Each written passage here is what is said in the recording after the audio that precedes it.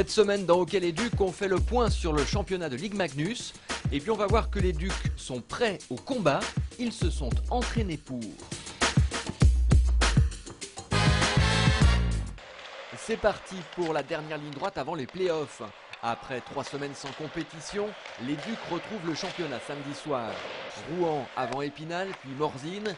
Épilogue d'une saison régulière qui a livré un enseignement majeur. Le pari de faire des Ducs l'une des toutes meilleures équipes de la Ligue Magnus n'a pas complètement fonctionné. Bien sûr, les Ducs devraient conserver leur 4e place, mais on le sait, pour l'instant, ils n'ont jamais pu rivaliser avec l'un des 3 ténors. Il y a 3 équipes qui se sont détachées un petit peu du lot et c'est Briançon, Rouen et Grenoble. On est obligé de l'avouer qu'en ce moment, on parle des 3 grosses équipes de la Magnus et non des 4 grosses équipes, comme on parlait l'an passé, puisque l'an passé, ça avait été serré jusqu'à la fin de la saison au niveau du classement. Mais je pense que nous, on fait partie, je crois, des 4-5 grosses équipes. Pour une équipe qui dispose d'un budget modeste, le 6 ou 7e du championnat, la situation n'est pas déshonorante. Mais pour Akil Aimé, quelque chose a changé. Pour la première fois samedi soir, c'est bien Rouen qui sera le favori. Ça, les Ducs doivent l'accepter. Il faut rester humble. Ok, si tu as vraiment la meilleure équipe dans le championnat, peut-être tu peux vraiment jouer comme un peu n'importe comment, mais on n'a pas ça. Alors il faut absolument qu'on reste humble et vraiment de 60 minutes, on donne tout ce que nous pouvons. Alors les Ducs peuvent-ils créer la surprise face au 2e du championnat? Pour leur capitaine, ça ne peut passer qu'à une seule condition, que tout le monde soit présent sur la glace.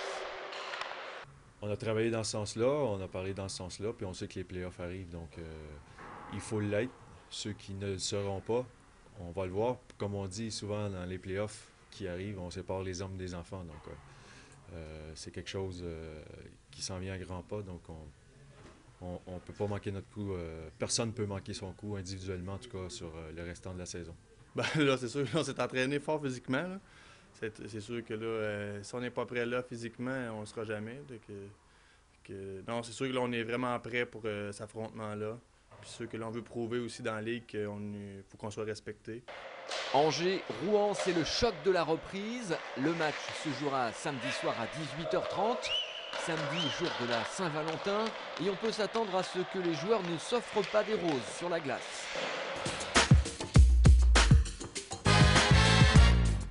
Après 3 semaines sans match officiel, les Ducs d'Angers continuent de se préparer pour aborder la dernière phase du championnat. Il y a 2 semaines, c'est sur le terrain des Pompiers à Feneux que l'équipe des Ducs d'Angers s'entraînait. Cette fois-ci, les hockeyeurs ont poursuivi leur préparation physique avec une nouvelle activité insolite, la boxe.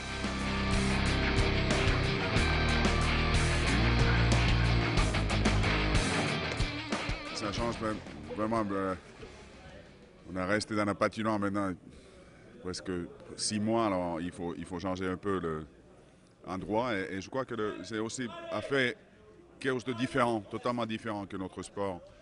Ça aide quand même rester concentré après. Coup de pied chassé, fouetté, coup de poing direct, uppercut, les joueurs des Ducs ont pu découvrir toute une panoplie de coups que la boxe française recense. La plupart de ces gestes sont très différents des mouvements que peuvent rencontrer les hockeyeurs sur la patinoire, mais cette activité est loin d'être inutile. Il y a des similitudes par rapport à l'esprit, au niveau du combat, au niveau du contact. Après, il y a un intérêt au niveau cardio, il y a un intérêt au niveau des déplacements, au niveau de la vivacité des jambes, au niveau de l'assouplissement de tous les muscles du bassin. Là, pour frapper, il faut que tu te stabilises sur tes appuis. Et là, tu vois, tu es en mouvement, donc du coup, tu n'arrives pas à ajuster ta frappe. Donc, il faut que tu t'arrêtes, tu touches, et après, tu bouges. En garde. Allez. Au cours des 2 heures d'entraînement, les consignes distillées par Charles, l'intervenant du jour, ont été nombreuses. Et avec 6 nationalités représentées dans l'équipe, il faut trouver la méthode pour se faire comprendre. Malgré des origines culturelles différentes, notamment des langues différentes, ils ont réussi finalement à rentrer dans les consignes que je leur ai proposées. Alors petit à petit, c'est vrai qu'au début, j'ai laissé un peu de liberté dans l'application des consignes. Certains c'était bon, donc j'ai laissé. Et après, petit à petit, comme ils ont changé de partenaire à chaque fois, et du coup les consignes ils sont venus à les respecter au fur et à mesure de la séance. Et très rapidement, c'était bon, quoi. Pour finir la séance, les Ducs se sont défoulés dans une série d'assauts, l'occasion pour eux de ressortir tous les gestes assimilés.